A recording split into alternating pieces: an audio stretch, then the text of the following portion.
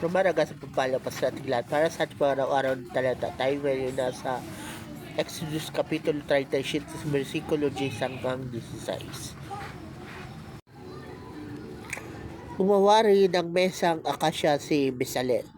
36 na pulgada kabat nito, 18 ang dapat at 27 ang taas. Binalot niya ito ng ginto at nilistunan din ng ginto ang paligid. Nilagyan niya ito ng sinipang 4 na pulgada ang lapad at pinaligiran din ng moldurang ginto. Gumawa siya ng 4 na argolyang ginto at ikinabit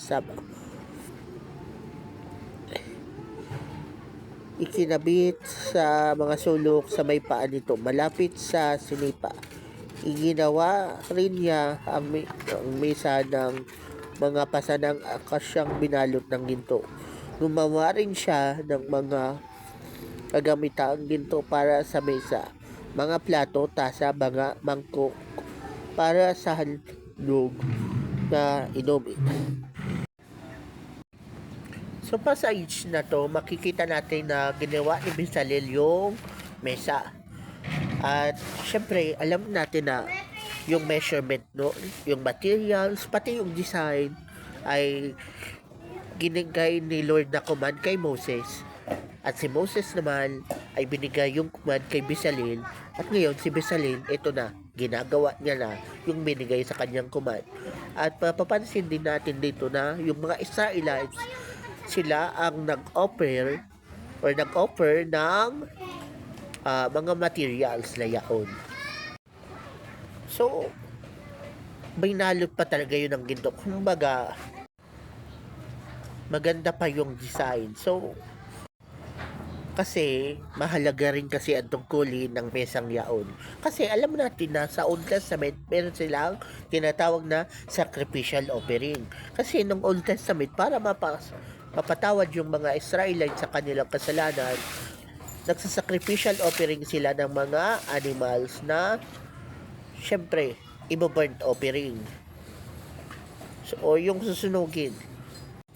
At syempre bago sunugin yun, ipapatong muna doon sa mesa, and pagkatapos doon mag-burnt offering na, saka palang ilalagay doon sa sunugan. So yung mesang yaon ay patungan ng mga sacrificial offering. Okay?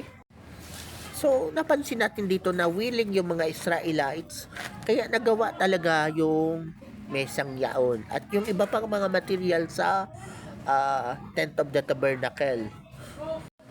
Kasi si Moses, transparent siyang leader. Alam ng mga Israelite kung saan ginagamit or napupunta yung mga inoffer nilang mga materials. Kasi kahit nung panahon nila, ang ginto mahalaga na.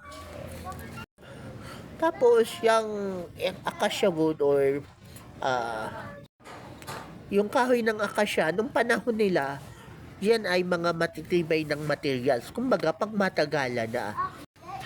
At may mga iba pang materials na inoffer yung mga Israelites. So, naging willing sila kasi nga, transparent yung leadership ni Moses. Alam nila kung saan yung gagamitin yung mga inoffer nilang mga materials.